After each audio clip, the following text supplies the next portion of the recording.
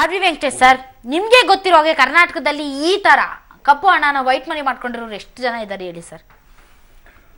ನೋಡಿ, ಅದು ಈಗ ಕಾರ್ಯಾಚರಣೆಗಳು ಅಲ್ಲ, ಓಪನ್ ಆಗಿ ಹೇಳಕ್ ಆಗಲ್ಲ. ಕರೆಕ್ಟ್ ಅಲ್ಲ, ಓಪನ್ ಆಗಿ ಅಂದ್ರೆ ಇವಾಗ ನೀವು ಟಾರ್ಗೆಟ್ ಮಾಡೋದು ಬರೀ ನಮ್ಮನ್ನ ನೋಡಿದ ತಕ್ಷಣ ಏನೋ ರಾಜಕಾರಣಿಗಳು ಬರೀ ರಾಜಕಾರಣಿಗಳಷ್ಟೇ ಅಲ್ಲ, ಎಲ್ಲಾ ರಂಗದಲ್ಲೂ ಇರ್ಬೋದು. ಪತ್ರಿಕಾ ರಂಗ ಸೇರಿದಂತೆ ನಿಮ್ಮ ಪತ್ರಿಕಾ ರಂಗ ಸೇರಿ ಮತ್ತೆ ಇವತ್ತು ದೇಶದ ಆರ್ಥಿಕ ವ್ಯವಸ್ಥೆನ ಯಾರು ಎಲ್ಲ ಎತ್ತಿ ಹಿಡಿತಾರೆ, ಚಾರ್ಟೆಡ್ ಅಕೌಂಟೆಂಟ್ ಹಿಡಿದು ಎಲ್ಲಾ ಚಾರ್ಟೆಡ್ ಅಕೌಂಟೆಂಟ್ಗಳು ಒಳ್ಳೆಯವರಲ್ಲ. ನಾನು ಅದೇ ಹೇಳ್ತಿದ್ದೀನಲ್ಲ, ಇದನ್ನ ಇನ್ನು ಸ್ವಲ್ಪ ಮುನ್ನೆಚ್ಚರಿಕೆ ವಹಿಸ್ಕೊಂಡು ಮಾಡಿದ್ರೆ ಈಗ ಹೋಗ್ಲಿ ಬಿಡಿ ಸರ್. ಹೋಗ್ಲಿ ಅಲ್ಲ ಮೇಡಮ್, ಈಗ ನೋಡಿ ಹೇಳ್ತೀನಿ, ಫಸ್ಟ್ ಇಂದ ಹೇಳ್ತಾ ಇದೀವಿ, ತಗೊಳಕ್ಕಾಗಲ್ಲ, ಮತ್ತೆ ತಿರ್ಗಾನು ಮಾಡಕ್ಕಾಗಲ್ಲ. ಇಂತ ಒಂದು ನಿಭಾಯಿಸಬೇಕು. ನಂಬರ್ 1 ಅದಷ್ಟೇ ನಿಭಾಯಿಸಬೇಕು ಅಂದ್ರೆ ನಿಮ್ಮ ಪರಿಣಾಮಕಾರಿಯಾಗಿ ಫಲಿತಾಂಶ ಬರಬೇಕು. ಏನ್ ಗೊತ್ತಾ ಸರ್, ಈಗ ನೋಟ್ ಬ್ಯಾನ್ ಮಾಡಿದ್ರು, ಬಹಳಷ್ಟು ಜನ ದೊಡ್ಡ ದೊಡ್ಡ ಕಪ್ಪು ಕುರಿಗಳೆಲ್ಲ ವೈಟ್ ಮನಿ ಮಾಡ್ಕೊಂಡು ಮನೇಲಿ ಇಟ್ಕೊಂಡಿದ್ದಾರೆ. ಏನ್ ಮಾಡಕ್ಕಾಯ್ತು ಅಂತ ನೀವು ಪ್ರಶ್ನೆ ಮಾಡಿದ್ರೆ ನಾವು ಪ್ರಶ್ನೆ ಮಾಡಿದ್ವಿ. ಈಗ ದೇಶಾದ್ಯಂತ IT ರೇಡ್ ನಡೀತಾ ಇದೆ. ಎಲ್ಲೆಲ್ಲಿ ಯಾರ್ಯಾರು ಬಚ್ಚಿಟ್ಟಿದ್ದಾರೆ ಎಲ್ಲ ಕನ್ನಕ್ಕೂ ಕೂಡ, ಎಲ್ಲ ಹಣಕ್ಕೂ ಕೂಡ ಕನ್ನ ಹಾಕಿ ಹೊರಗಡೆ ತೆಗೆಯುವಂತ ಪ್ರಯತ್ನ ನಡೀತಿದೆ. ಅಲ್ಲಿಗೆ ಜನರಿಗೆ ಒಂದು ಸಾಮಾನ್ಯವಾದಂತ ಸಂದೇಶ ರವಾನೆ ಆಗಿದೆ, ಯಾರೇ ಆಗ್ಲಿ ಎಲ್ಲೇ ಮುಚ್ಚಿಡ್ಲಿ ಮೂಲಕ್ಕೆ ಕೈ ಹಾಕಿ ಎಲ್ಲಾನು ಹೊರಗೆ ಇಡುತ್ತೀವಿ ಅಂತ. ಇನ್ನು ಕಮಿಷನ್ ಬೇಸಿಸ್ ಅಲ್ಲಿ ಎಲ್ಲಾ ಬ್ಯಾಂಕ್ಗಳಲ್ಲ, ಪಾಪ ಬ್ಯಾಂಕ್ಗಳಲ್ಲಿ ಮ್ಯಾನೇಜರ್ ಸೇರಿದಂತೆ ಸಿಬ್ಬಂದಿಗಳು ಹಗಲು ರಾತ್ರಿ ಎಂದೇ ದುಡಿತಾ ಇದ್ದಾರೆ, ಅವ್ರಿಗೆ ಹ್ಯಾಟ್ಸ್ ಆಫ್ ಹೇಳ್ಬೇಕು. ಬಟ್ ಅಲ್ಲೂ ಕೂಡ ಕೆಲವೊಂದು ಕಪ್ಪು ಕುರಿಗಳಿವೆ, ಅವುಗಳಿಂದ ಮಟ್ಟ ಹಾಕುವಂತ ಕೆಲಸ ಸ್ಲೋಲಿ ಸ್ಟಾರ್ಟ್ ಆಗಿದೆ. ಅಂದ್ರೆ ಡೇ ಬೈ ಡೇ ಬಹಳಷ್ಟು ಪ್ರಗತಿ ಈ ವಿಚಾರದಲ್ಲಿ ಕಂಡು ಬರ್ತಾ ಇದೆ. ಹಾಗಾಗಿ ನನ್ನ ಪ್ರಶ್ನೆ ಏನು ಅಂದ್ರೆ, ಅದೇ ಯಾರ್ಯಾರು ಮಾಡ್ಕೊಂಡಿದಾರಲ್ಲ ಎಲ್ಲರ ಮೇಲೂ IT ರೇಡ್ ನಡೆಯುತ್ತಾ ನಡಿಬೇಕು. ಈಗಾಗಲೇ ನೋಡಿ, ಊರ್ಕೊಳ್ಳೆ ಹೊಡೆದ್ಮೇಲೆ ಕೋಟೆ ಬಾಗ್ಲಾಗ್ದಂಗೆ ಎಲ್ಲ ಈಗಾಗ್ಲೇನೆ 10 ಲಕ್ಷ ಕೋಟಿ ಜಮಾ ಆಗ್ಬಿಟ್ಟಿದೆ ಬ್ಯಾಂಕ್ಗೆ. ಹೇಳ್ತಾ ಇರೋದೇ 14 ಲಕ್ಷ ಕೋಟಿ. ಅದ್ರಲ್ಲಿ ಈಗಾಗಲೇ 10 ಲಕ್ಷ ಕೋಟಿ ಆಗ್ಬಿಟ್ಟಿದೆ ಅಂದ್ರೆ ಇನ್ನೂ 1-2-3 ಲಕ್ಷ ಕೋಟಿ ಆಗ್ಬಿಟ್ರೆ ಎಲ್ಲಿಂದ ಕಪ್ಪು ಅಂದ್ರೆ ಎಲ್ಲ ವೈಟ್ ಮನಿನೇನಾ? Black money? ವೆಂಕಟೇಶ್, ಒಂದ್ ನಿಮಿಷ ಕೇಳಿ. ಈಗ 10 ಲಕ್ಷ ಕೋಟಿ ಜಮಾ ಆಗಿದೆ ಅಂದ್ಮೇಲೆ ಯಾರ ಅಕೌಂಟ್ ಜಮಾ ಆಗಿದೆ, ಅದು 2 ಲಕ್ಷಕ್ಕಿಂತ ಎಬೋ 200 lakhs ಎಬೋ ಆಗಿದ್ರೆ ಲೆಕ್ಕ ಕೊಡ್ಲೇಬೇಕಲ್ಲ, ಎಲ್ಲಿಂದ ಬರ್ಬೇಕು ಏನು ಅನ್ನತಕ್ಕಂಥದ್ದು.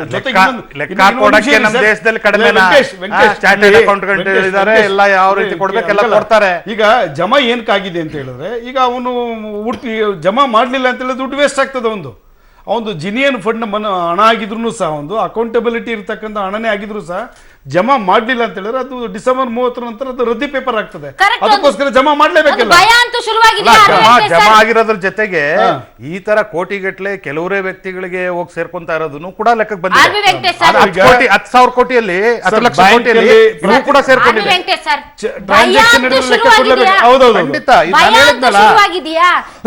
ಬಡವರು ಎಷ್ಟು ಅವ್ರ ಕೋಪ ರಟ್ಟೆಗೆ ಬಂದಿತ್ತು ಅಂತಂದ್ರೆ, ಶ್ರೀಮಂತರಾಗ್ತಾ ಇದ್ದಾರೆ, ನಾವು ಬಡವರಾಗೇ ಇದೀವಿ, ಅವರ ಶ್ರೀಮಂತಿಕೆಯ ಪ್ರದರ್ಶನದ ಮುಂದೆ ನಾವು ಸುಮ್ಮನೇನೆ ಒಂದ್ ರೀತಿ ಸೋತು ಸುಣ್ಣ ಆಗಿದ್ದೀವಿ ಅನ್ನುವಂತ ನಿರಾಸೆ ಇತ್ತು. ನೋಟ್ ಬ್ಯಾನ್ ಮಾಡಿದ ತಕ್ಷಣ ಮಧ್ಯಮ ವರ್ಗ ಬಡವರಿಗೆ ಎಷ್ಟು ತೊಂದರೆ ಆಗುತ್ತೋ ಅಷ್ಟೇ ತೊಂದರೆ ಶ್ರೀಮಂತರಿಗೆ ಎಷ್ಟು ಆಗ್ತಿದೆಯೋ ಅಷ್ಟೋ ತೊಂದರೆ ಬಡವರಿಗೂ ಆಗ್ತಾ ಇದೆ. ಆದ್ರೂ ಕೂಡ ಇವ್ರನ್ನ ಬಡಿಲೇಬೇಕು ಅನ್ನೋ ಕಾರಣಕ್ಕೆ ಬಡವರು ಮತ್ತು ಮಧ್ಯಮ ವರ್ಗದವರು ಸಹಿಸ್ಕೊಳ್ತಾ ಇದ್ದಾರೆ. ಆ ಒಂದು ಭಯ, ಆ ಒಂದು ಆತಂಕ ಈಗ ಶ್ರೀಮಂತರಲ್ಲಿ, ಅದು ಶ್ರೀಮಂತರಲ್ಲ, ಕಪ್ಪು ಹಣ ಹೊಂದಿರೋರಿಗೆ ಶುರುವಾಗಿದೆ. ಅದು ಸಕ್ಸಸ್ ಅಲ್ವಾ? ಹೇಳ್ತಾ ಇದ್ದೀನಿ.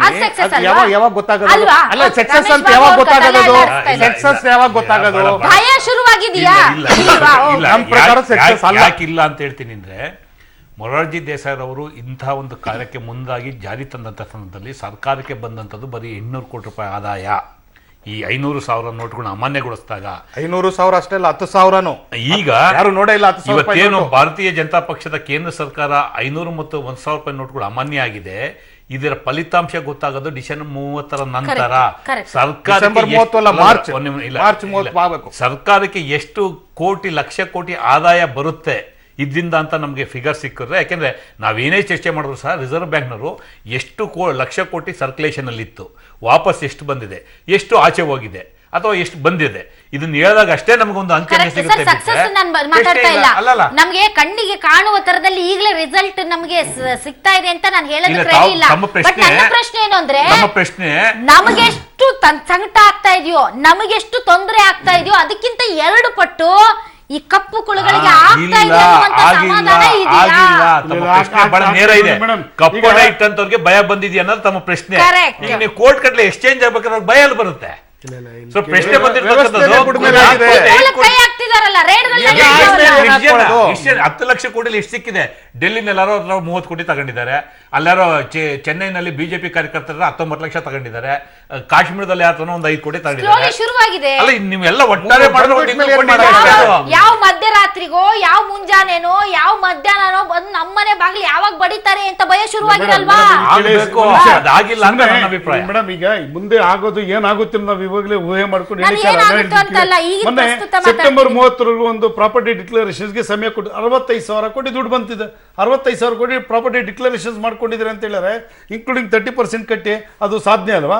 ಅದೇ ರೀತಿ ಒಂದು ಪ್ರಾಪರ್ಟಿ ಡಿಕ್ಲರೇಷನ್ಸ್ ಸೆಪ್ಟೆಂಬರ್ 30 ಟೈಮ್ ಕೊಟ್ಟು ಒಂದು ಸ್ಟೇಜ್ ಆಯ್ತು.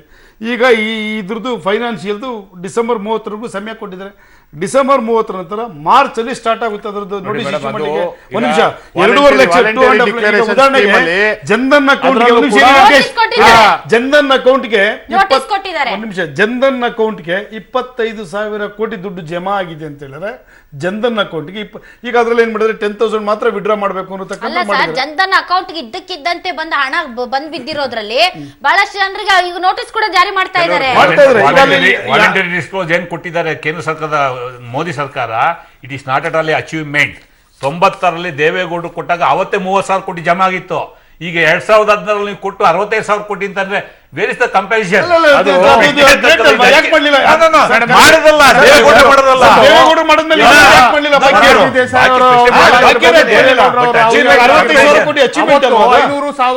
ಸಾಮಾನ್ಯ ಜನರ ಹತ್ರ ಚಲಾವಣೆಯಲ್ಲಿ ಇರ್ಲಿಲ್ಲ. ಇವತ್ತು 500,000 ರೂಪಾಯಿ ಮುಖಬೆಲೆ ನೋಟುಗಳು ಸರ್ವೇ ಸಾಮಾನ್ಯ ಜನರ ಹತ್ರನು ಕೂಡ ಚಲಾವಣೆಯಲ್ಲಿ ಇದ್ದ ಕಾರಣ ಎಲ್ರಿಗೂ ಕೂಡ ಈ ಬಿಸಿ ತಟ್ಟೆ, ಯಾರಿಗೂ ಭಯ ಬಂದಿಲ್ಲ ಅನ್ನಿ. ಎಲ್ಲ ಈಗ ಕೆಲವರು ಮಧ್ಯಮ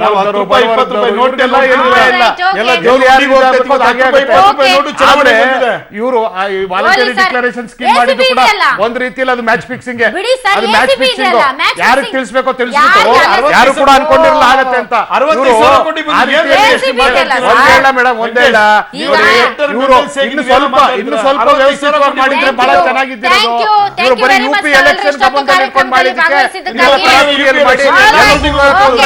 ಸರ್ ಎಸಿಬಿ ಇದೆ ಅಲ್ಲ ಸರ್, ಮ್ಯಾಚ್ ಫಿಕ್ಸಿಂಗ್ ಇದ್ರೆ ಎಸಿಬಿ ಮುಂದೆ ಬಿಡಿ ನೋಡೋಣ, ಕುತೂಹಲ ನಮಗೂ ಇದೆ. ಇದು ಇದರಿಂದ ವಿಶೇಷ ನ್ಯೂಸ್ ಅಂದ್ರೆ ಪಬ್ಲಿಕ್ ಟಿವಿ.